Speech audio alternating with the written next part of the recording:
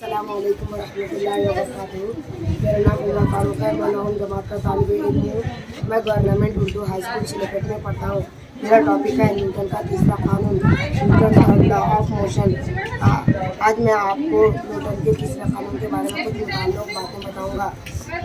Newton अमल और रद्द-ए-अमल मसावी और मुखालिफ सिमत में होते हैं। इसका इस्तेमाल करते हुए मैंने इस चीज़ों का इस्तेमाल करते हुए ये न्यूटन का तीसरा हुलिया बनाया है। इसके तहत बहुत सारी चीज़ें बनाई जा सकती हैं। न्यूटन और अमल और रद्द-ए-अमल।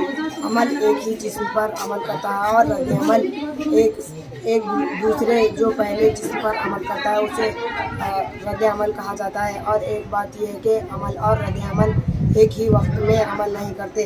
अब जैसे कि अब मैं आपको बता रहा हूँ।